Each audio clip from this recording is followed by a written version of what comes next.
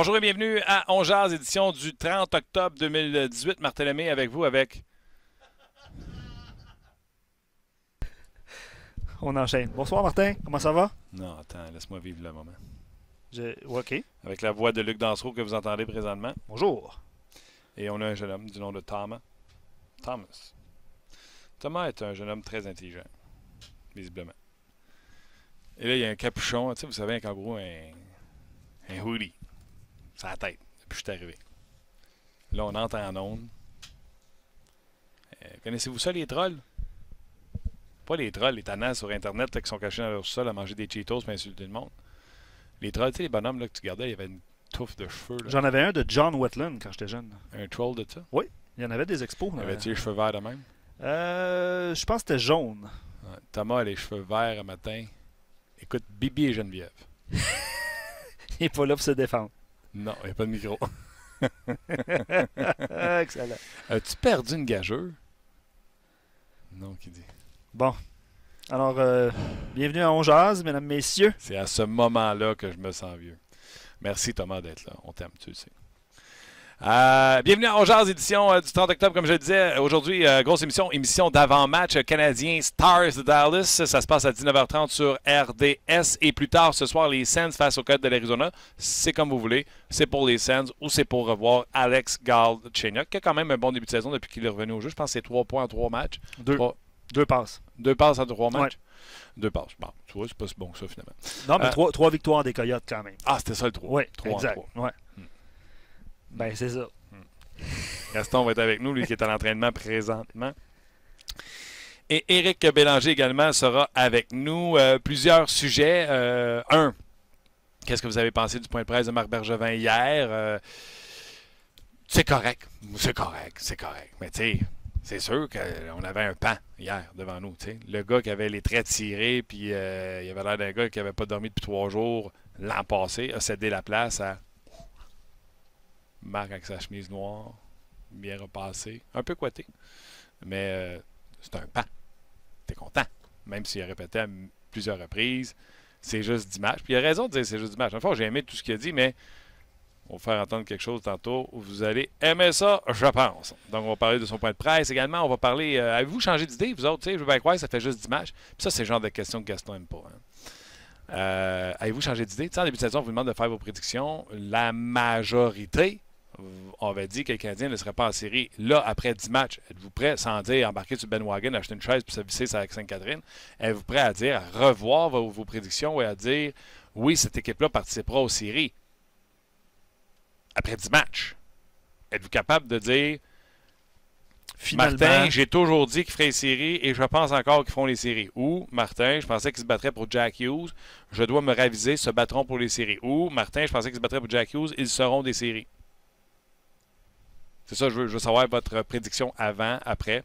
Comme je l'ai dit, on va parler du point de presse de Bergevin, vos commentaires. Andrew Shaw encore laissé de côté pour le match de ce soir parce qu'il faisait de l'extra avec Sherbach. Quand tu es jumelé à Sherbach, tu ne joues pas normalement. Gaston Terrien, salut. Salut Martin. Comment ça va? Ça va bien, je t'écoutais là, puis je commence à avoir une montée de lait là. J'aime ça. OK, commençons avec l'entraînement. Gaston, tu arrives de là. Tes premières impressions sur ce que tu as vu, que ce soit les réservistes, les trios, chez Weber, garde-toi. Ben, premièrement, le Canadien a fait un entraînement là, d'avant-match, ça dure à peu près 20-25 minutes. L'avantage numérique 5 contre 0 pour donner confiance, essayer de trouver les façons de marquer des buts, circuler la rondelle. Après ça, il y a eu des lancers sur le gardien de but. On s'est aperçu que Jolson avait peut-être un petit malaise à l'épaule droite, peut-être parce qu'il n'a pas pris beaucoup de lancers. Donc, quand on dit une blessure mineure, je pense que ça pourrait être le cas dans le cas de Noah Jolson. J'imagine que Carl Osmer va être de la formation parce que Jolson a fait de l'extra. Pour ce qui est de Shaw, et tu l'as bien dit, avec Sherbach, seront certainement laissés de côté parce que Hudon était sur le deuxième avantage numérique à la pointe à la place de Drouin avec Riley. Donc, ça augure bien pour lui aujourd'hui. À un certain moment, on pensait que Hudon pourrait être laissé de côté. Mais Shaw est encore en punition. Oui, mais là, ma question, c'est, comme coach, toi, Gaston, est-ce que tu aurais pu changer la formation après avoir réalisé un blanchissage? Non, c'est pas nécessairement le blanchissage ou quoi que ce soit. On sait que dans le hockey d'aujourd'hui, Martin, avant, c'était comme ça, mais on peut changer même un gardien de but, là. On l'a vu l'année passée, on l'a vu avec d'autres équipes, pas simplement avec le Canadien. Niemi a déjà fait un blanchissage, puis on a repositionné Price devant le filet. Maintenant, on est moins superstitieux du côté des entraîneurs.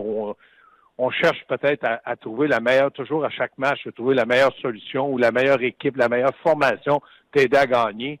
Donc, dans le cas de Claude Julien, c'est certain qu'à Boston, d'avoir blanchi les Bruins à Boston, c'est difficile de trouver un joueur qui dirait, lui, il a vraiment mal joué. Premièrement, personne n'est dans les négatifs. Donc, pour ça, il faut faire attention. Mais s'il y avait eu un joueur clé ou un joueur important que Claude aurait pu penser qu'il aurait pu l'aider, ben, je suis persuadé qu'on l'aurait inséré dans la formation, puis on aurait dit, ben, c'est cette formation-là. Je pense qu'aujourd'hui, les entraîneurs cherchent à avoir les 20 joueurs qui peuvent aider match après match. Et puis, c'est certain que la victoire, ça peut aider, mais dans la défaite aussi, on peut garder une même formation en disant on n'a pas été chanceux, on a lancé 50 fois, on en a reçu 12, puis on a perdu le match 2-1. Ça ne veut pas dire pour autant qu'on va changer une formation lorsque les joueurs travaillent et jouent dans le système ou le plan de match qu'on a demandé. Non plus également, bon, ben tu en parles là, au niveau des plans de match, mais avec les trios, est-ce que tu es toujours satisfait du rendement que chaque trio donne? Entre autres, le trio de Kotkaniemi, est-ce que tu es toujours satisfait de ce que ce trio-là donne? Ben, je l'ai dit et je le répète, j'aimerais bien voir Kotkaniemi marquer un but pour y enlever cette pression-là de produire.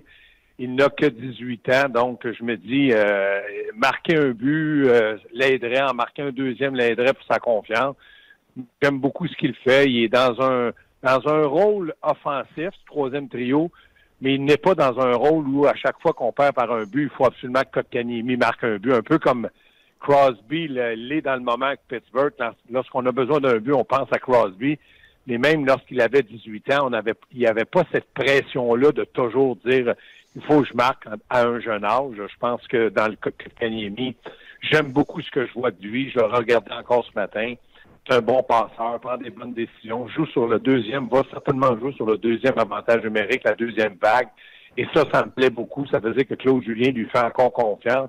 Marc Bergevin l'a dit hier, il y a des matchs où c'est pas facile pour Claude de lui donner toujours 15 minutes de temps de glace. Mais moi, j'ai toujours dit, alentour de entre 12 et 15 minutes, un peu d'avantage numérique, il va progresser. Il s'agit maintenant peut-être qu'il concrétise le fait qu'il est capable de marquer des buts, c'est-à-dire d'être un joueur là, à caractère offensif. On ne veut pas en faire un joueur à caractère défensif. Oui, puis là, on va s'amuser, puis tu vois ça, là, tu vas te remettre à m'envoyer promener, là.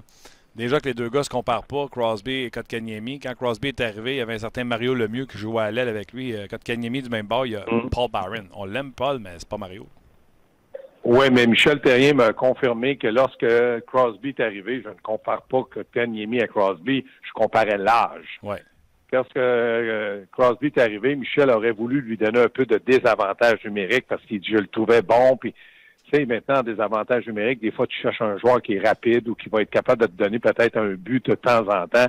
Puis Crosby avait dit, écoute bien, là, je veux bien l'entraîner, mais je veux pas y participer. Je me sens pas prêt à jouer des avantages numériques. C'est cette situation-là que je cherche à expliquer aux gens, là, c'est que Kotkaniemi, à 18 ans, n'a pas la pression de devoir faire gagner son équipe. Il peut participer, mais c'est pas à lui à le faire. Il y a des Drouin, il y a des Domi en avant de lui. Comme tu dis, Crosby, il y avait Mario Lemieux. Il y en avait d'autres aussi qui l'aidaient, qui étaient pas... Il n'était pas toujours le couteau sur la gorge pour produire. Exactement. OK, si on revient à l'entraînement, est-ce que tu as observé soit un intérêt particulier mis sur l'avantage ou le désavantage numérique, ou tout simplement chez Weber qui a patiné ce matin? Là, je sais qu'on ne s'est pas parlé, mais normalement, tu es loto, fait que je ne sais pas si tu l'as vu. Non, chez Weber, moi, je ne l'ai pas vu. Je suis arrivé très tôt. Je suis arrivé, il était 10h moins quart. Je n'ai pas vu chez Weber sur la glace. Okay. Carey Price est allé sur l'autre glace avec Stéphane Waite pour une quinzaine de minutes. Mais ça depuis peut-être 2-3 semaines, il fait souvent ça. Des fois, c'est juste corriger des mouvements. On disait l'autre jour qu'il était peut-être pas à 100% dans sa technique, ses déplacements. Donc, il va 15-20 minutes et il revient avec ses coéquipiers. J'aime beaucoup l'attitude de Price cette année sur la glace. Il se fait marquer des buts, il n'est pas fâché, pas déçu, il casse pas son bâton. Il est un joueur où l'attitude a été est dans le moment nettement meilleure. Il faut dire que l'équipe va tellement bien. Lui, il progresse de match en match, puis il n'est pas identifié au succès directement du Canadien à lui seul. Il fait partie de la gang qui rame pour que le bateau avance, et ça, je pense que ça lui plaît énormément. Ouais, j'aime ça, ce que tu donnes là sur Carey Price. Je suis d'accord. Moi aussi, au niveau de l'attitude, c'est un. Parle-moi donc des commentaires de Marc Bergevin hier. T'as aimé ça? Oui, il a très bien parlé. Il faut dire que quand ton équipe va bien, lorsque tu es défavorisé et que ton équipe est bien classée, et les performances sont reliées à de la discipline, à de l'émotion, à suivre le plan de match, à acheter le plan de match, je pense pour un directeur gérant, c'est beaucoup plus facile. Maintenant, j'ai hâte de voir si jamais un Canadien, dans les 10 prochains matchs, a 2-8-0, s'il va se présenter puis il va dire la même chose. Mais j'ai beaucoup aimé ce qu'il a dit. Il a dit, on part pas en peur. Les journalistes allaient être hauts, vous allez être bas. Nous, on va essayer de rester au milieu. Il a dit, c'est pas facile pour Sherbak. Il ne joue pas. On le sait très bien. Écoute, nous autres, on en parle. Et on le voit. Dans le cas de Sherbak, est-ce qu'il va accepter peut-être d'ici quelques jours d'aller 2 semaines avec Laval en reconditionnement pour pouvoir revenir? Ça, faut pas oublier que ça appartient à la décision du joueur et non de l'organisation. C'est-à-dire, on t'envoie en bas, c'est juste un reconditionnement, on va jouer quelques matchs. Moi, j'ai aimé ce que Bergevin a dit, de la façon qu'il l'a expliqué. Il avait l'air reposé, il avait l'air d'un gars satisfait de son équipe, de son entraîneur, de ses entraîneurs. Parce qu'il ne faut pas oublier Dominique Ducharme, Kurt Muller, puis Luke Richardson ce matin, encore une fois, a pris individuellement 4 ou 5 défenseurs, lui a parlé. Tu vois qu'il leur parle doucement, il leur inspire, leur donne confiance. Et ça, c'est, je pense, très apprécié de la part des défenseurs. Gaston, ça, c'est un point. Il y a une seule personne avec qui je pouvais parler de ça, puis c'est toi. Parce que tu es à tous les entraînements, j'y étais l'an passé avec toi. Puis Marc Bergevin, dans le point de presse, quand il l'a dit pour McCormick, sur son camp, sa façon d'adresser les joueurs, puis là, que tu vas t'en souvenir, quand on regardait Jean-Jacques sur la glace, Bergevin l'a dit, là, j'enlève rien à Jean-Jacques, là. Mais il y avait beaucoup de... C'était animé, il y avait des cris, patiner avec les gars, les pousser dans le derrière, ces drills de défenseurs en fin de pratique, là, les slap shots, là. Tu viens, là, Luc, là, il donnait de la chenoute, là, mais le ton était très élevé. Faut faire ça, faut faire ça. Là, ce que toi tu dis, ce que Bergevin a dit, c'est le calme du bonhomme. Tu dois voir, toi qui es en entraînement, une grosse différence entre les deux, là. Oui, il y a une grosse différence, mais je ne vais pas critiquer la manière que Jean-Jacques Daigneault a procédé. Chacun a ses manières comme entraîneur, mais je pense que les jeunes et la brigade défensive, étant donné qu'elle est amochée par l'absence de Weber, elle est plus jeune et plus apte à perdre confiance. Donc, à partir de ce moment-là, je pense que Luke Richardson, moi j'avais dit au début, il parle jamais. Est-ce qu'il va parler aux joueurs? Est-ce qu'il va faire quelque chose? Mais je regarde les matchs où il continue à faire jouer son troisième duo en 12 et 14 minutes. C'est de la belle confiance donnée à ces joueurs-là. Et quand tu as confiance, ça en donne plus. Puis je pense que tout le monde a l'air très heureux. Maintenant, la décision de faire jouer Osner, Jolson ou Mété, ça appartient pas nécessairement simplement à Luke Richardson. C'est une décision d'équipe, d'entraîneur. J'ai vraiment l'impression que les joueurs apprécient tout ce qui se passe. Je voulais un commentaire de Yannick par rapport à Marc Bergevin, puis après ça, je pense, Martin, on va parler de si les gens ont changé d'idée, parce que les gens ont de bonnes opinions sur le sujet. Yannick dit, moi, ce que je trouve drôle, il dit ça sur Facebook, c'est tous les gens qui voulaient mettre dehors en début de saison, on ne les voit plus. Par rapport aux commentaires des gens. Exemple. Je comprends pas ce que tu dis. Tous les gens, tous les amateurs qui voulaient que Bergevin perde son emploi, présentement, avec le succès qu'elle connaît le Canadien en début de saison, ben on les voit plus, ces gens-là. Tous ceux qui disaient dehors Bergevin, exact. Dehors Julien, dehors Price. Oui, mais là, attendez, il y a quand même juste 10 matchs de jouer. Autant que quand c'est positif que négatif, il ne faut pas partir en peur. Là, je pense que dans le cas de Marc Bergevin, ça s'est avéré quelque chose de bien en début de saison. Dans le cas de Julien, moi, je lui donne énormément de crédit d'avoir dit à Dominique Ducharme, emmène-moi ton système, toi là, je vais regarder ça, je vais regarder ce que je peux faire pour t'aider. Donc, à partir de ce moment-là, j'ai l'impression que du côté de Claude Julien, il a acheté une façon de faire de Dominique Ducharme. Après ça, il a dit à Luke Richardson, comment ça va procéder, toi, avec les défenseurs? L'an passé, ça a fonctionné d'une certaine façon avec Jean-Jacques, mais toi, explique-moi. Il a acheté ça, donc ça prend énormément de caractère et surtout d'esprit ouvert pour pouvoir tout mettre ça dans le même bol et dire on va essayer, puis on verra ce que ça donne. Mais maintenant, il n'y a que 10 matchs de jouer. Et Marc Bergevin en a parlé hier. c'est vrai que 10 matchs, ça fait pas une saison, mais ça aide énormément en début de saison. Non, t'as mieux être dans cette situation-là, 6-2-2, que d'être dans le contraire, 2-6-2 comme l'an passé. Puis s'il y en a un qui le sait, c'est lui. Tu as parlé de son apparence physique, mais ça sautait tellement aux yeux. Souviens-toi, son premier point de presse, je pense qu'il était plus tard, par exemple, en novembre. L'an passé, à quel point il avait l'air défait, ce gars-là, versus hier. Écoute, c'était un pan hier qui était devant nous autres. Oui, exactement. J'étais content de parler aux gens et aux journalistes parce que les journalistes, ce sont les oreilles et la voix du public. Exactement. La question, je la pose aux gens. Là. Gaston, tu as fait tes prédictions en début de saison, que ce soit entre 2 matchs, l'antichambre, peu importe. Il y a 10 matchs de jouer. Vincent D'Anfous s'est compromis hier en disant que les Canadiens, c'était pas un feu de paille. Après 10 matchs, je sais qu'il ne faut pas s'emballer. Est-ce que tu revois ta prédiction que le Canadien ne fera pas les séries? Il ne faut pas s'emballer.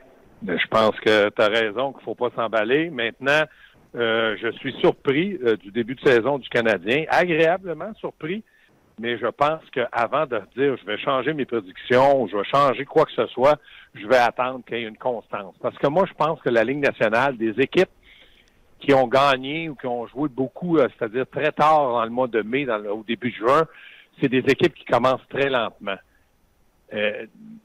Dans le moment, je pense que le Canadien est en avant de plusieurs équipes pour la rapidité, l'exécution, puis le fait qu'on est affamé. Mais là, on commence une deuxième tranche de 10 matchs. On verra ce que le Canadien va apporter. Tant et aussi longtemps que les équipes ne seront pas capables d'égaliser la vitesse du Canadien, le Canadien va toujours avoir une grosse chance de gagner. Et dans le moment, même les Bruins de Boston, qui ont une bonne formation, n'est pas aussi rapide que le Canadien. J'ai hâte de voir Dallas, où c'est une équipe qui est grosse, des équipements qui ont du talent. J'ai hâte de voir s'ils vont être capables d'adapter leur vitesse. Pour moi, le Canadien de Montréal est une des équipes, sinon l'équipe la plus rapide en échec avant, en repli défensif et surtout en transition défenseur-attaquant. Et ça, c'est un avantage net pour la troupe de Claude Julien. OK. Là, les gens, c'est sûr que ils savent le nombre de fois que j'essaie de te piquer pour te dire que tu n'as pas répondu à la question. Il y en a qui écrivent déjà que tu ne réponds pas à la question. Tu as répondu à la question. Tu as dit que tu n'es pas prêt à changer ta prédiction. Oui. Donc, tu gardes la même prédiction qu'en début de saison. Ils ne feront pas les séries à moins que tu vois autre chose que ça se poursuive. Donc, tu as répondu à la question. Sauf que tu as ouvert une autre parenthèse.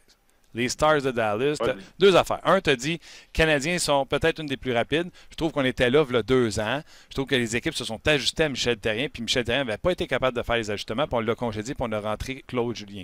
On était ralenti à la première année de Claude Julien, et là, on serait revenu à une des équipes les plus rapides dans la Ligue nationale de hockey. Est-ce que c'est la même lecture que tu as? Oui, parce que Michel Therrien, si tu regardes les saisons où il a été là, ils ont commencé 8-2, 9-1. Ils ont toujours commencé à peu près comme la fiche que le Canadien a cette année, parce qu'ils étaient plus vite. L'exécution était meilleure. L'avantage numérique, je disais toujours que Michel Therrien préparait ses équipes peut-être 1 mois d'avance des autres.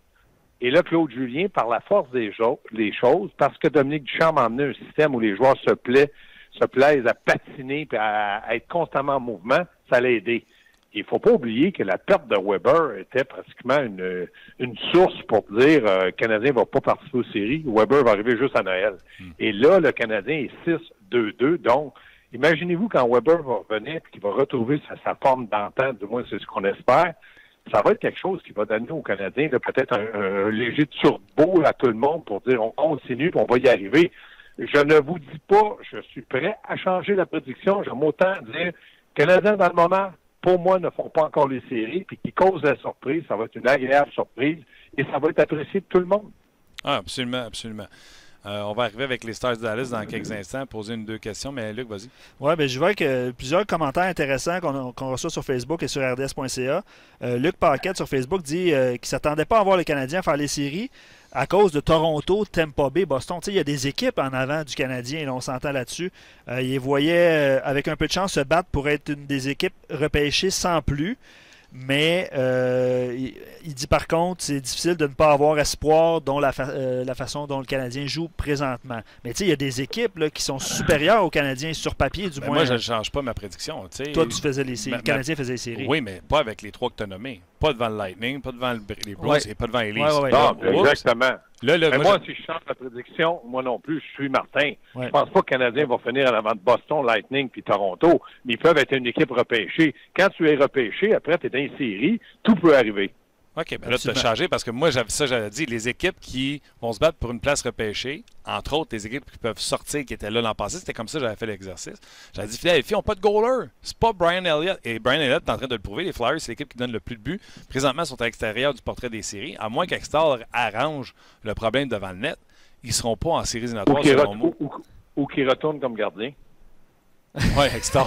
avec ses pattes brunes et son numéro 27. Et j'avais nommé une autre équipe. J'avais nommé une autre équipe qui était du portrait des séries l'an passé, qui devait sortir avec un brin pas les Panthers parce qu'il n'était pas là, puis là, Luongo est blessé, mais ça va me revenir l'autre équipe. Fait que j'ai dit le Canadien a 2 places. Ils veulent se battre pour une place en séries éliminatoires. Puis c'est ces places-là que je pense que le Canadien peut se battre pour avoir. Mais là, Toronto, avec Austin Matthews, déjà qui se faisait des fois dominer au chapitre des lancers, que c'était Frederick Anderson qui arrêtait tout. Combien de fois là, que j'ai dit à cette émission-là, lâchez-moi avec les Leafs de Toronto, qui joue à défense. Je n'ai parlé avec les boys du 5-7 autour du fumoir dehors. Ils n'en ont pas de défenseurs qui sont capables de shut down l'adversaire. Frederick Anderson, encore une fois, il y a un joueur qui garde les buts sur la tête. Puis là, Austin Matthews, pas là, ça a été difficile de marquer des buts hier pour les Leafs. Oui, défaite de 3. Oui, mais je veux pas commencer, moi non plus, à épiloguer sur Toronto, mais il reste que Toronto, là, même sans Austin Matthews, ils sont capables de faire les séries, ils sont capables d'être d'une bonne équipe. C'est simplement que je pense que Toronto, même malgré le fait qu'ils ont un bon début de saison, ne sont pas à point pour jouer comme les Maple Leafs doivent jouer. Là. Puis défensivement, on y savait qui était pour avoir des problèmes. Donc, à partir du moment où tu sais ça, tu vas axer ton système de jeu en disant, bon, on va marquer 5 buts lorsqu'on va, les autres équipes vont en marquer 4, puis on en marquera 7 si on en marque 6. Moi, je pense que tu joues selon la formation que tu as, puis Toronto n'a pas une formation avec un défenseur d'être un général, un numéro 1 dans la Ligue nationale pour le moment. Morgan Riley est très bon, mais il n'est pas capable de jouer, d'assumer le rôle de numéro 1 comme Shea Weber le fait, comme beaucoup de joueurs, Carson ou Ben, pas Ben, mais Burns le fait avec San Jose. Ça, oubliez ça pour le moment pour Morgan Riley. Martin sur Facebook aussi dit très dur de prédire ce qu'une équipe peut faire, puis il apporte un point intéressant quand même. Le Canadien n'a pas de blessés. Donc, puis vous parlez de... Weber, c'est un bon point. C'est vrai qu'on l'oublie. Ah bon, bravo, gars. Ben oui, c'est vrai, t'as raison. T'as raison. Ben, c'est pas pire, là. C'est pas pire. Blessé. C'est comme Austin Matthews avec Toronto. Exact. Et Toronto a peut-être beaucoup plus de talent entouré de tout ça. En plein ça. Autre commentaire sur notre page. Je croyais que le Canadien se battrait jusqu'au début janvier pour ensuite crouler vers les bas-fonds. Maintenant, j'ai espoir qu'ils se battent jusqu'à la fin pour tenter de se faufiler dans les équipes repêchées. Soyons honnêtes, ce sera difficile. Plusieurs équipes vont se retrouver dans cette bataille-là. Puis ils estiment que Montréal, Caroline, New Jersey, Philadelphie et Buffalo pourraient se battre pour ces 2 dernières places-là. Mais plusieurs commentaires intéressants, honnêtement, parce qu'il y a certaines gens qui ont changé d'idée. C'est ce que je constate là, sur nos pages. Continue de prendre le pouls, voir si les gens... Vas-y, Gaston. Non, mais ce que je veux dire, pour les personnes qui changent d'idée, je peux les croire, là. On est un peu ce genre de personnes-là au Québec. En 10 matchs, le Canadien fait les séries. S'ils ont de la misère dans les 10 prochains, ils vont encore changer d'idée. Mais ça fait partie de la beauté du hockey au Québec, c'est que les gens changent d'idée avec une victoire, une défaite. Oui, et il y a quelqu'un qui demande, puis là, la discussion est partie sur notre... puis je vais te laisser là-dessus, Gaston, parce que j'aurais pu te parler des Stars, mais je le ferai avec Eric, te donner une petite pause, là, mais il y a quelqu'un qui écrit, c'est Reggie sur notre page, il dit « Pourquoi les experts n'ont pas vu venir aucunement les performances du Canadien? Oui. Parce qu'on n'est pas des prophètes. Parce que je pense que... Martin et Luc, j'ai une question que je veux que vous répondiez, là, je ne suis pas obligé d'y répondre, mais il y a quelqu'un qui m'a posé la question. Il me dit, à chaque fois que le Canadien va en prolongation, donc ça veut dire que le match est nul 2-2, 3-3, 1-1, on le dit, les 2 équipes sont assurées d'un point. Et c'est complètement faux. Non, il y en a une des 2 qui va en avoir 2. Non, mais les 2 équipes partent assurées d'un point. Oui, il y en a une qui va en avoir 2, mais il y en a une qui pourrait en avoir 0 aussi. Il y a une équipe qui pourrait avoir 0. Si tu enlèves ton gardien de but en prolongation et que l'équipe adverse marque dans un filet désert, tu perds ton point. Ça arrive pas souvent, mais on me le dit. Donc, c'est bon de temps en temps de l'écrire sur le web ou de le dire à la télé ou partout parce que c'est vrai que c'est pas assuré à 100%. Est-ce que c'est déjà arrivé? Peut-être que non, mais le règlement est clair. T'enlèves ton gardien de but en prolongation, l'équipe adverse marque dans un filet désert, tu perds ton point. Une équipe Donc, une équipe en fin de saison qui voudrait absolument obtenir... OK, ouais, c'est 2 points. Oui, absolument. Okay, oui. C'est bon. Ben, c'est juste un règlement qu'on parle jamais, mais c'est vrai que c'est pour ça que je tenais à le mentionner.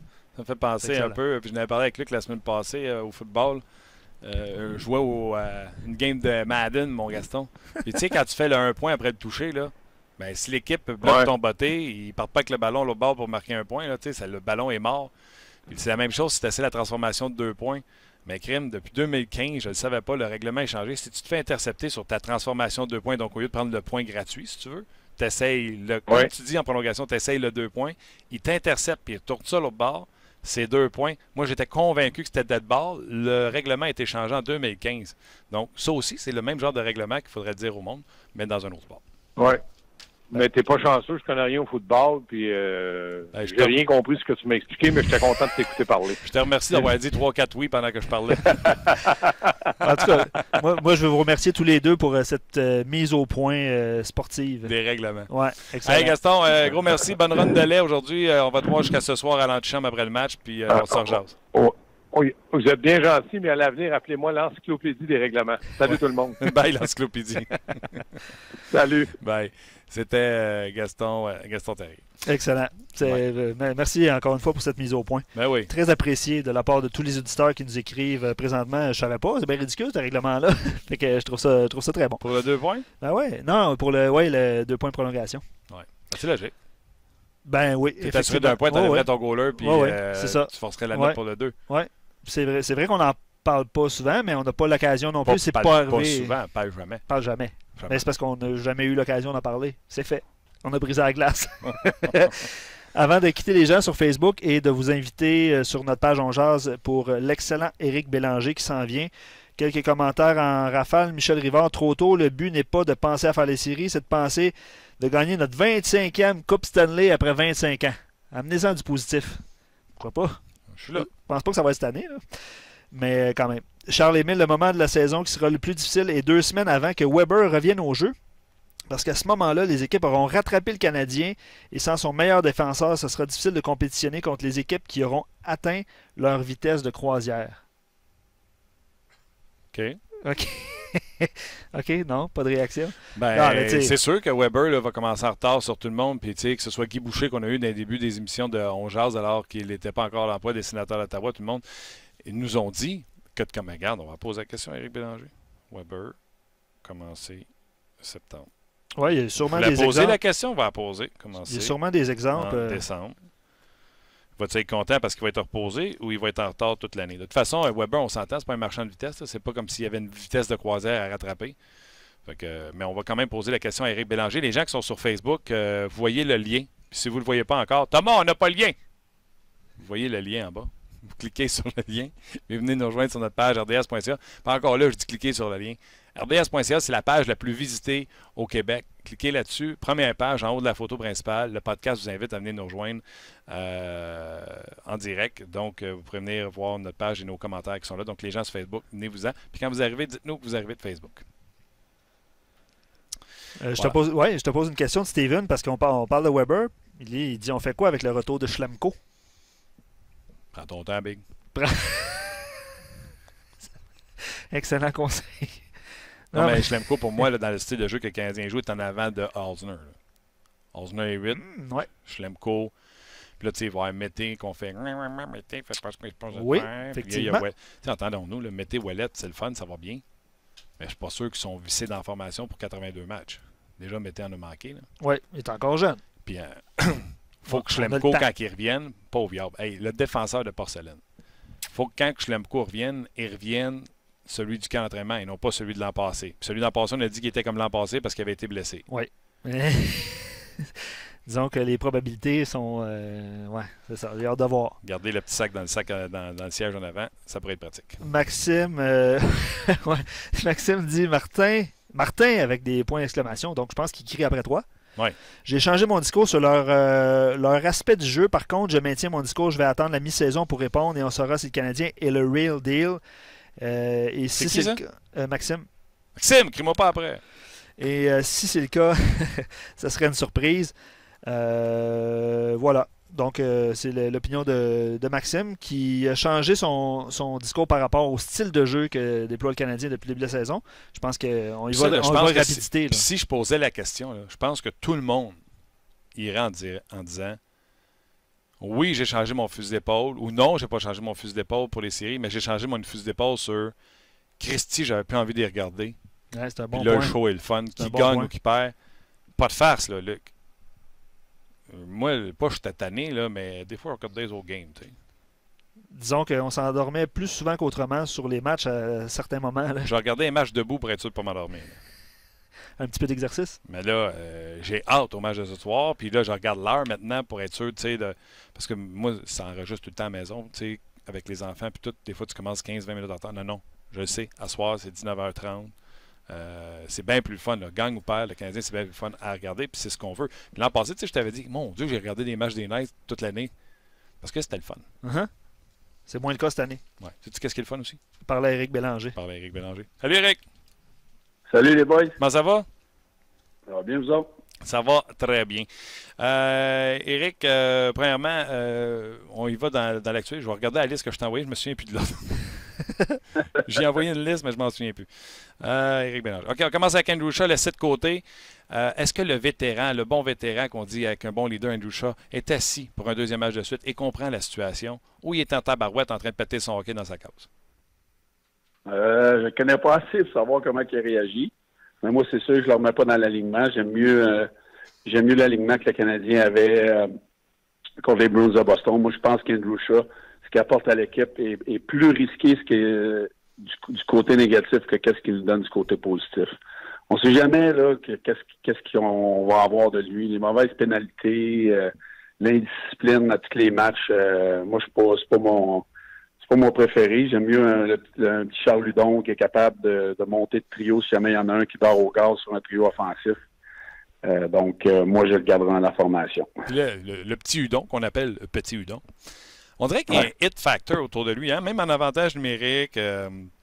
On dirait que la puck lui colle dessus. On dirait qu'il y a tout le temps... je pense que c'est contre Boston. En plus, il a débordé du côté droit le défenseur. Puis il a une chance de marquer.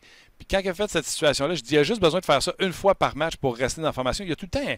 Il y a quelque chose qui colle dessus, ce gars-là. Ben, c'est sûr que c'est un gars qui a beaucoup de talent. Il est dans une situation difficile. Faut se l'admettre, là.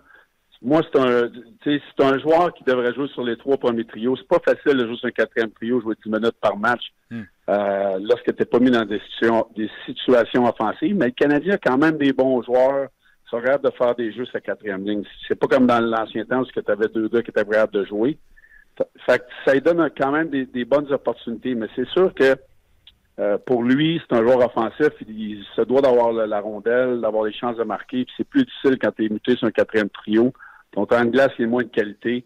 Mais il faut qu'il continue à travailler, à provoquer des choses, être bon dans sa zone, puis continuer à être positif. Tu sais jamais, une saison, ça change tellement vite. Un blessé ou deux, puis boum, on a besoin de lui, ces 2 premiers trios. Et puis, faut qu'il soit prêt.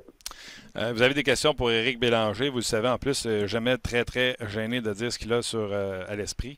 Fait que gênez-vous pas, c'est une occasion rêvée.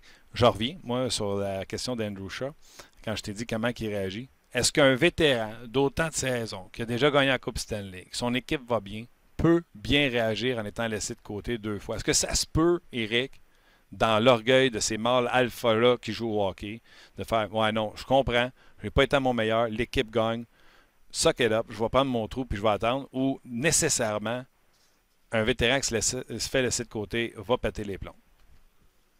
Ben, c'est sûr qu'il n'est pas content, là. Moi, c'est arrivé une fois dans ma carrière à Edmonton et je peux dire que je n'étais pas content. Je suis rentré dans le bureau puis on s'est parlé fort, moi puis Tom Renney.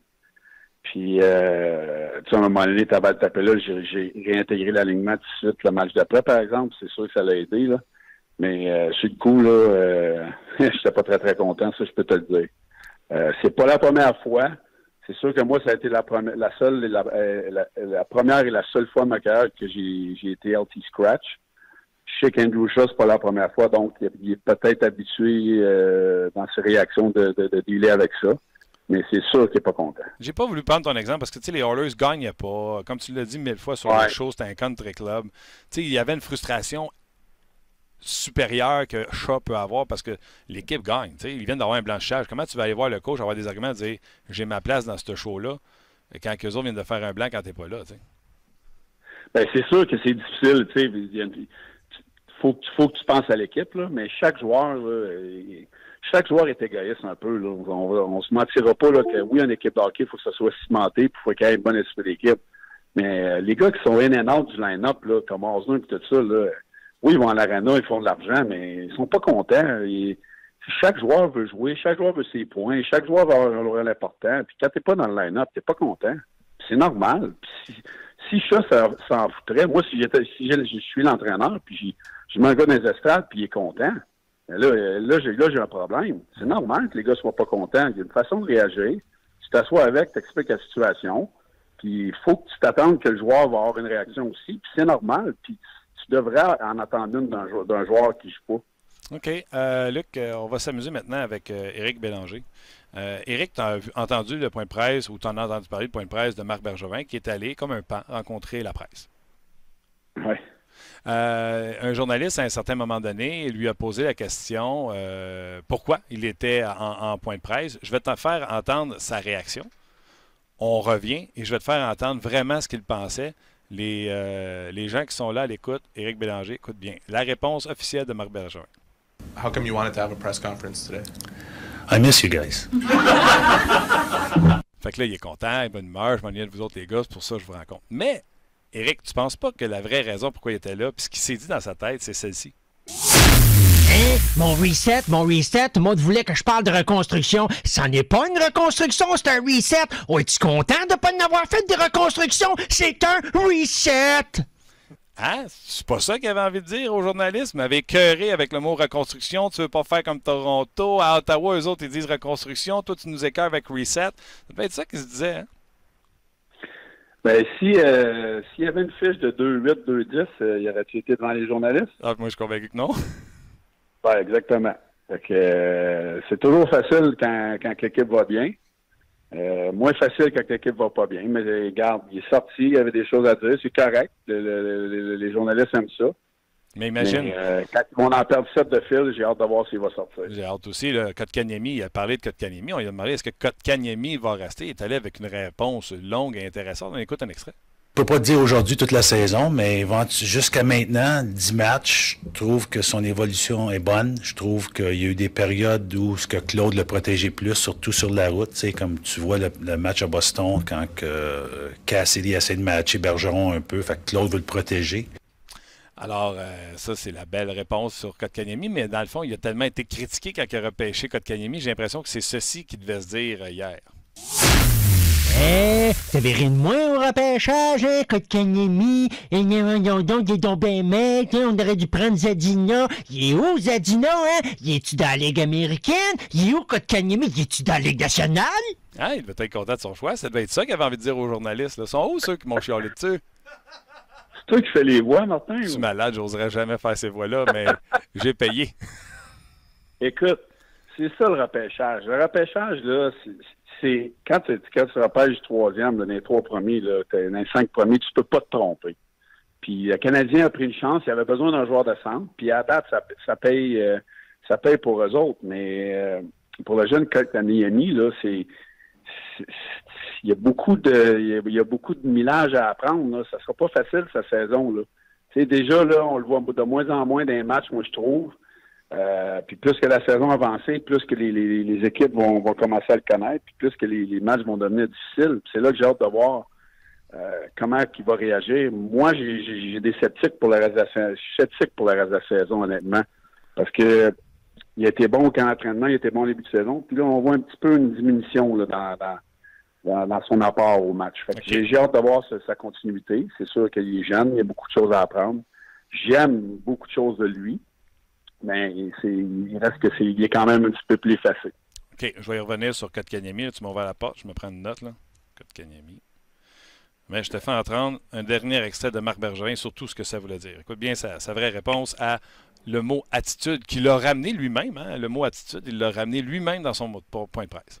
On joue mieux en équipe. Notre approche, notre attitude est meilleure. On parle d'attitude, là. Attitude, c'est un petit mot, mais qui peut faire des grosses différences. En ce moment, c'est ça qui arrive avec l'équipe. En réalité, moi, ce que je me dis, c'est ce qu'il voulait nous dire, c'est ça. Tout le monde Écrivez-moi, attitude, hein? On a-tu assez de l'attitude? Ils sont où, Galchenyuk? Ils sont où, les Pacioretty? Ils sont partis. Fait qu'on en a de l'attitude. Éric Bélanger. T'as-tu déjà répondu des choses à des journalistes, mais c'était complètement autre chose que tu avais envie de leur dire, mais il a fallu que tu sortes la cassette. Ah oui, la cassette, j'ai sorti souvent dans ma carrière. Oh boy. T'en sors pas avec nous autres, là, par exemple. Non, ben non, là, je suis plus dans la game. Fait que faut que je dise les vraies choses. Oui. C'est sûr que Pacioretty a cleané l'attitude, oui. Galchenyuk aussi, je pense que c'était 2 joueurs qui étaient très lourds dans l'organisation. Je peux pas dire que c'est seulement ces 2 joueurs-là. Mais encore une fois, il y a eu des nouveaux joueurs. Les joueurs qui en ont du succès sont confiants, ils gagnent des matchs. Si je reviens assis, il en avait perdu 6-7. On parlerait pas de la même chose. C'est là que c'est dans l'adversité que tu vois. C'est facile quand tu gagnes d'avoir une bonne attitude. Tout va bien, là, les gars sont positifs, ils ont tout un apport important à l'équipe. C'est quand que ça va mal que tu vois vraiment l'attitude d'une équipe. Puis le Canadien a mal commencé et ça a duré toute l'année, la dernière saison. Donc, cette année, ils connaissent du succès. C'est facile dans ce temps-là aller à l'Arena. C'est lorsqu'on va avoir l'adversité, on va vraiment voir si l'attitude a été réglée. C'est sûr que quand tu as des passes difficiles, c'est plus tough.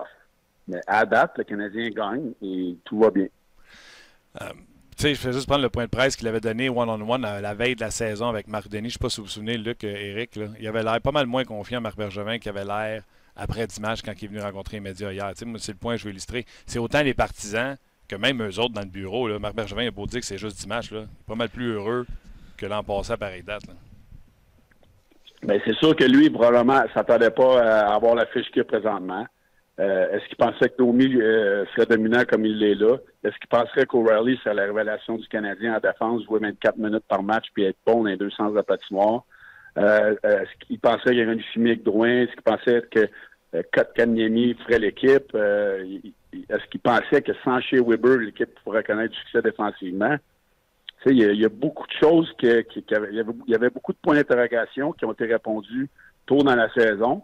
Mais c'est de garder une constance et de continuer comme ça jusqu'au retour d'un gars comme chez Weber qui va certainement aider. En même temps, Martin et Éric, vous vous souvenez de l'épisode de Table d'hôte avec Marc Denis au début de la saison? Oui, mais OK, je pensais que tu parlais de celui de l'année passée.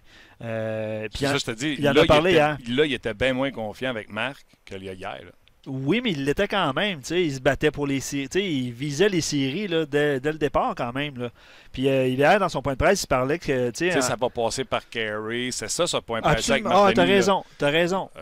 C'était pas le même gars. Là, Mais il visait quand même les séries. Il nous a fait croire. Puis nous, on se disait, c'est la même défensive que l'année passée. Puis il l'a répété hier. Puis il n'avait pas vu Domi. Domi avait été suspendu pendant toutes les prélèvements. Non, c'était pas le même Jack pendant tout. Là. Mais son but a toujours été le même quand même. Là. C'est de nous faire croire que le Canadien se battrait pour une place en série cette année. Il n'y a pas le choix. Il n'y a pas le choix.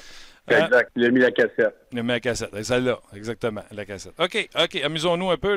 Tu as parlé de Kotkaniemi tantôt, le Canadien, les mises en jeu, entre autres, Dano, ça s'améliore. Donne-nous un crash course là, sur les face-offs. Comment ça se gagne une mise en jeu, puis comment ça se gagne pas? Charles m'a amené à parler, ça prend maintenant les alliés. Si t'es pas pour gagner ta mise en jeu, bloque l'autre. Ça prend tes alliés qui viennent chercher la rondelle. Qu'est-ce que les bons gars font sur les mises en jeu pour gagner une mise en jeu? Comme Luc me faisait penser, je pense que c'est Jordan Starr qui est à 66 %.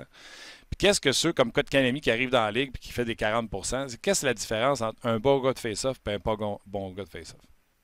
Ben, c'est sûr que l'expérience va aider. C'est sûr que les meilleurs joueurs de centre sont les meilleurs tricheurs. Moi, je peux dire que quand j'avais des bons matchs ou des bonnes saisons, je trichais. Il faut que tu apprennes à tricher. Tu apprends à connaître les juges de ligne.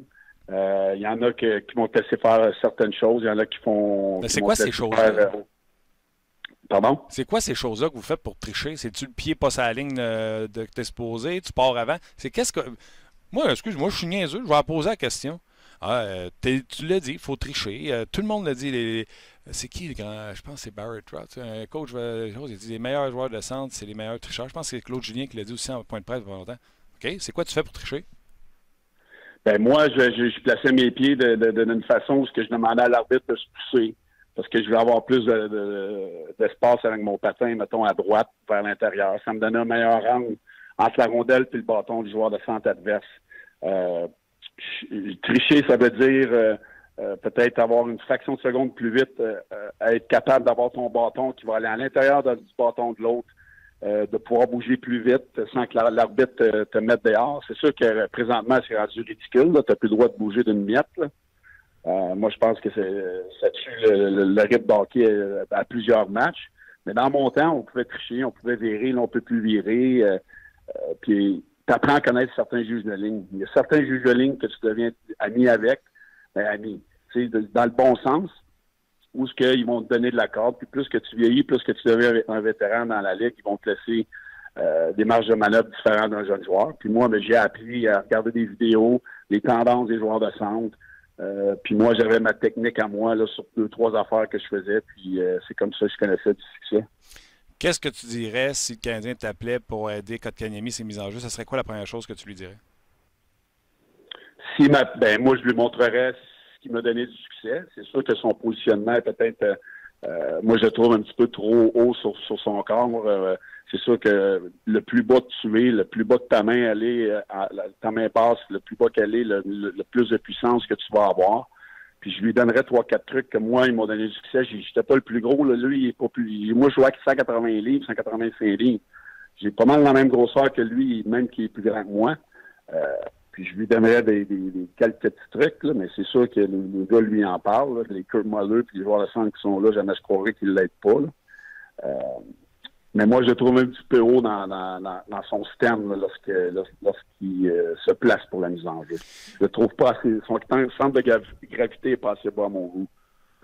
OK, j'aime ça. Puis, c'est quoi, là, l'arbitre vous demande quand tu arrives au face-off? Là? C'est qui? C'est le gars qui est sur la route qu'il faut qu'il se mette son bâton avant? C'est qui met son bâton avant? Comment ça marche, là? Puis pourquoi des fois il dit oui puis des fois il dit non? C'est ça l'affaire, c'est que c'est jamais les mêmes règles. C'est normalement, il y en a qui vont dire que c'est le gars sur la route, il y en a qui vont dire que c'est le gars qui est offensivement, il faut qu'il le mette en premier. Attends. T'es en train de me dire que toi, tu as joué dans la ligue, t'es pas sûr, puis moi, j'ai pas joué, puis je suis pas sûr. Moi, c'est normal là, que je sois pas sûr, là, mais c'est parce que si moi, je suis pas sûr, le monde chez eux sont pas sûrs. Là. Fait qu'imagine, nous autres, on n'est pas sûrs. Imagine, là, c'est sûr que si toi, tu le sais pas, nous autres, on le sait pas. Là. Fait que tu sais même pas c'est qui, puis quoi, puis ça dépend du juge de ligne, de son haleine, puis de son humeur. Ah oui, ça changeait tout le temps. Ben oui, on c'est ça qui est top. Mais normalement, c'est le gars sur la route. Le gars sur la route, il faut qu'il mette son bâton en premier. Mais il y a des gars qui sont à la maison qui préfèrent mettre leur bâton en premier. Fait qu'ils vont dire à l'arbitre, moi aujourd'hui, j'aime mieux mettre mon bâton en premier. Puis là, l'autre va chialer, va dire non, moi, c'est moi en premier, je suis sur la route.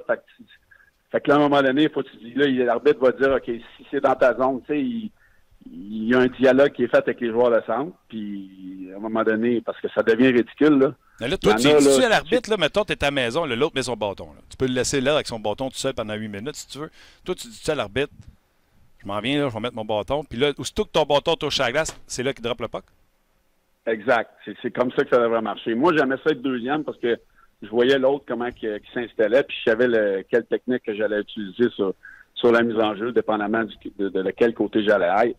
Mais moi, j'aimais ça déposer mon bâton en deuxième parce que comme en étant deuxième, je pouvais rentrer avec un petit peu de momentum puis pouvoir tricher puis rentrer à l'intérieur. Tu sais. OK. T'étais-tu bord des deux bords? Oui, moi, je prenais dans ma zone, là, normalement, je prenais toujours la mise au jeu sur mon côté fort. Donc, à droite, moi, vu que j'étais gaucher, je la ramenais vers le gardien de but. Fait que souvent, mon gardien le savait que quand j'étais à droite, il fallait qu'il soit prêt parce que souvent, je snappais la rondelle vers le gardien. As-tu déjà scoré dans ton net? Non. C'est pas souvent, là, mais j'ai jamais scoré dans mon net. Okay. James, sur notre page, il dit là, on comprend pourquoi Logan Couture a dit que Crosby trichait durant la série Sharks-Pingouins. Crosby prend les face-offs bizarres. Là. Il reste loin. Ouais, il fait comme un lancé. Oui, c'est vrai, tu as raison. Sur son côté balayé là, avec sa palette, là, il est très efficace de ce bord-là. Puis je vais poser la question sur Dano avec ce que tu as dit, Eric. Selon à domicile, à l'étranger, tout ça, ça allait pas super bien pour Philippe Dano en début de saison. Il était toujours reconnu comme un bon joueur de centre qui gagne les mises en jeu. Puis là, ça va mieux. Là. Qu'est-ce que lui peut faire comme ajustement? Je comprends la triche puis comment il positionne ses pieds et son bâton. Mais comment expliques-tu qu'en début de saison, il connaissait des difficultés, puis là, ça va de mieux en mieux plus la saison avance? Ben, souvent, ça va dépendre contre qui tu joues. Il y a des équipes qui ont des très bons joueurs de centre, donc ça va être plus difficile certaines soirées où tu arrives dans un timing. Parce que moi, j'avais des timings dans l'année où ça allait moins bien. Là, mon timing était moins bon. Tu sais, il y a plein de petits facteurs qui vont faire que ça va moins bien. Donc, tu retournes faire du vidéo, tu regardes les tendances des autres joueurs de centre. Moi, j'aimais travailler un drill sur la patinoire après les pratiques, où ce que je travaillais en vitesse, mon timing, l'assistant-entraîneur déposait des rondelles le plus vite possible, puis moi, je travaillais sur mon timing. Ça m'aidait dans les matchs. Donc, tu sais, il y a plein de petits trucs que tu peux développer, mais il y a des périodes dans l'année où c'est plus difficile, comme n'importe quel joueur, que ce soit marquer des buts ou avoir des points. C'est la même chose sur les mises en jeu. Si tu as quelques mauvais matchs, tu vas avoir moins confiance. Puis, tu sais, il y a plein de facteurs. C'est mental aussi, hein. Le meilleur avec qui tu as joué, c'est-tu Rob Brind'Amour en Caroline? Oui, Rob était très bon. C'est quoi? Qu'est-ce qu'il faisait, lui, le chien sale, de tricheur, de tabarouette? Il trichait, puis il était très fort sur son bâton. Il avait un bâton avec une flexibilité assez élevée. Moi, c'est une chose que j'avais aussi durant ma carrière. Donc, c'était très difficile, là. Il y avait une bonne technique. Il était fort sur ses patins. Son stem était bon, il était bas. Non, c'était un des meilleurs. Puis là, on est rendu bon dans le flex. Là. David Perron nous a tout expliqué ça. Là. Ça veut dire quoi? Il y avait un bon flex sans?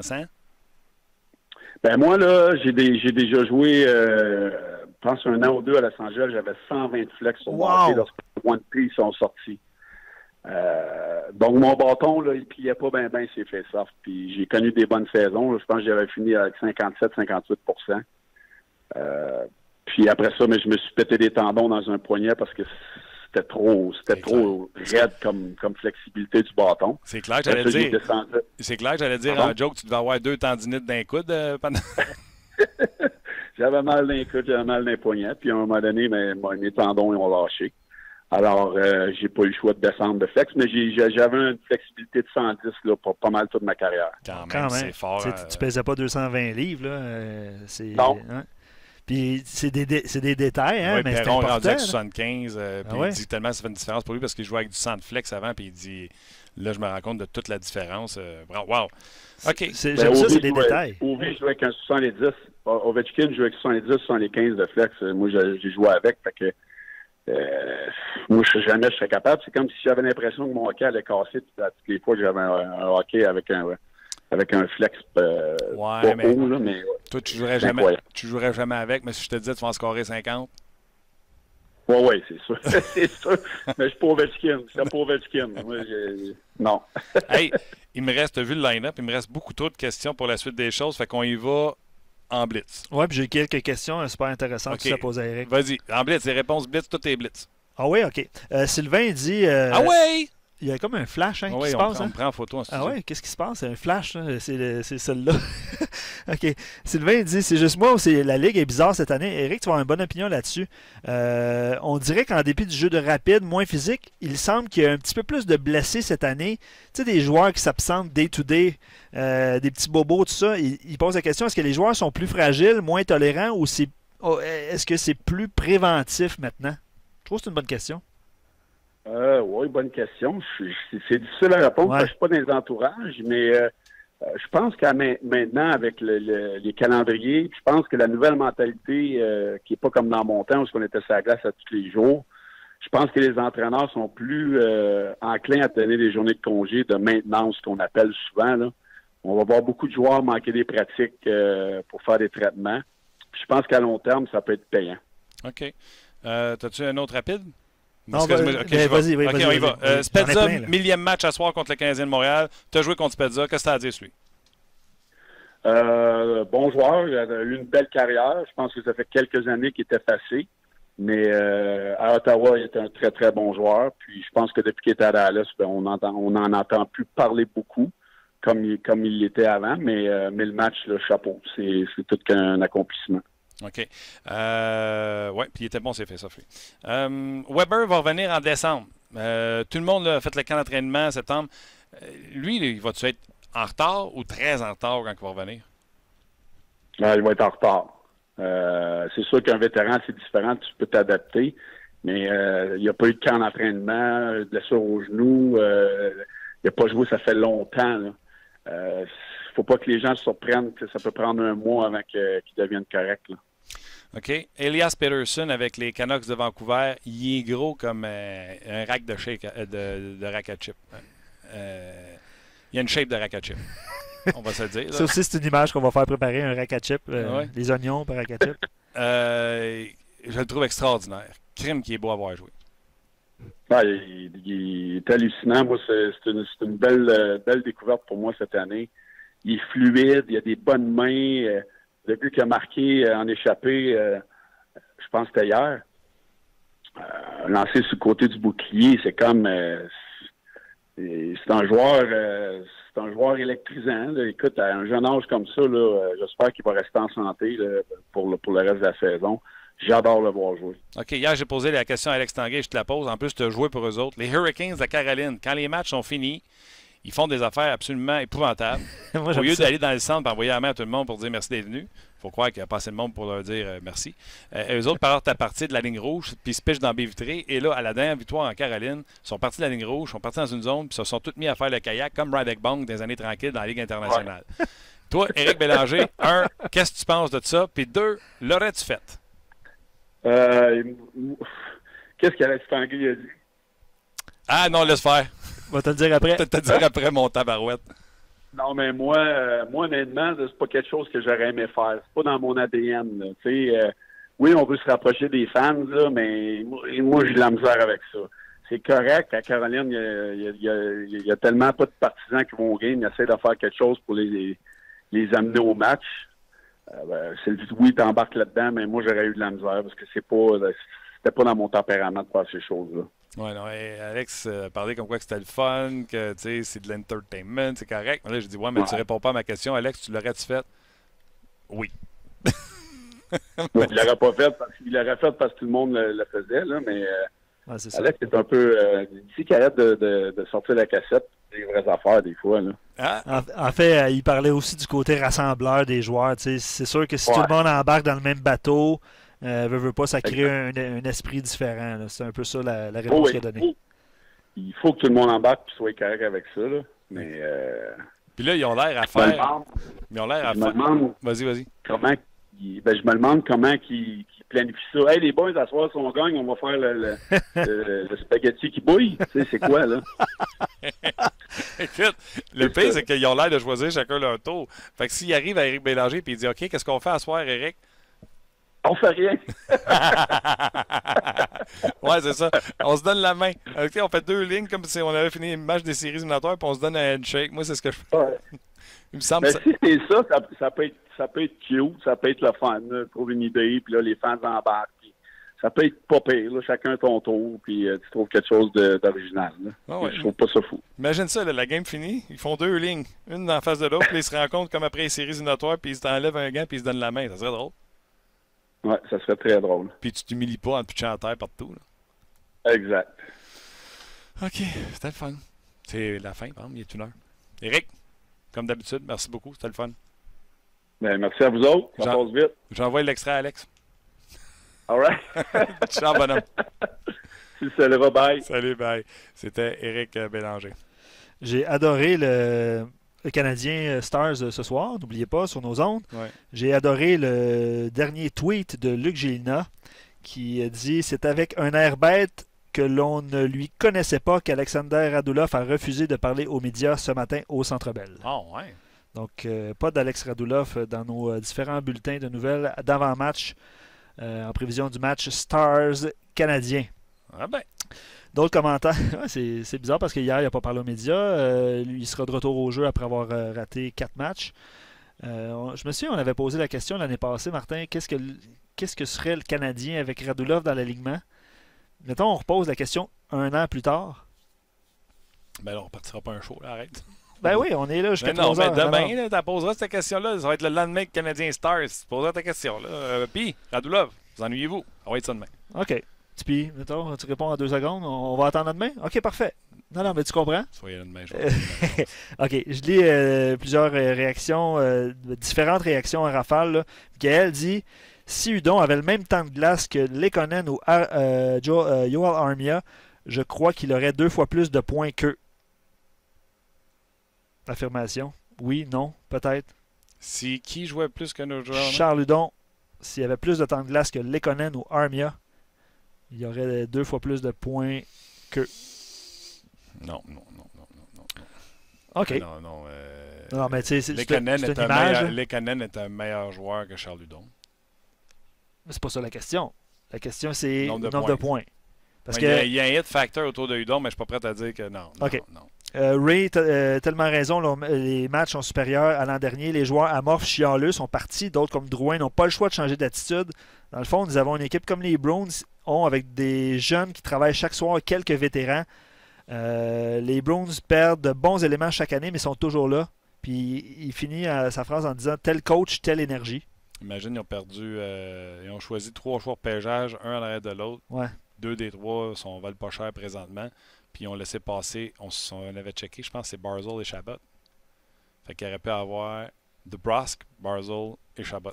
C'est pas ça qu'ils ont pris. C'est la preuve que le repêchage n'est pas une science exacte. Parce que des prévisions puis des projections, c'est quand même difficile à faire. Exact. Puis c'est nous autres qui se fait planter quand on dit que Canadien est en série puis ils font pas une série, ou on dit que Canadien ne sera pas en série puis ils font une série. C'est ça.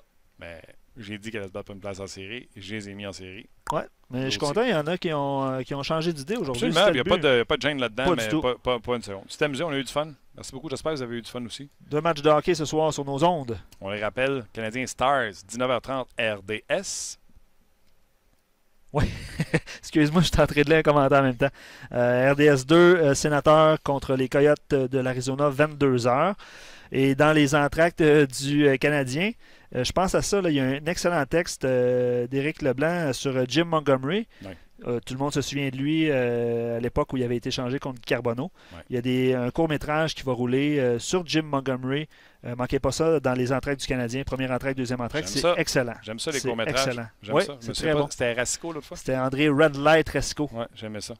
Oui, Ben, donc Jim Montgomery, il y a un texte sur notre site. Il revient de loin. Je présume que ces documentaires-là, quand tu les vois pas, c'est une quinzaine de minutes, ça doit être sur la zone vidéo. Exact. On publie ça en 2 parties. Donc, première entrée, deuxième entrée, Là, évidemment. c'était le premier, Ras? Exact, c'était le premier. Et le deuxième, c'est ce soir, Jim Montgomery. C'est super bon. Je l'ai visionné ce matin. Vous irez voir ça dans la zone vidéo plus tard ce soir, après la diffusion dans les entrées. Monsieur des privilèges, j'ai regardé ça avant tout le monde. Ben, Merci beaucoup regardez d'avoir le été match. là. Merci beaucoup d'avoir été là. Merci à Thomas. Tu sais que si tu mets tes cheveux devant un green screen, on ne te voit plus. Luc Dansereau, merci beaucoup. OK, salut Martin. Merci à vous autres surtout d'avoir été là. Et on se parle demain pour un autre show de On Jase sur le RDS.ca.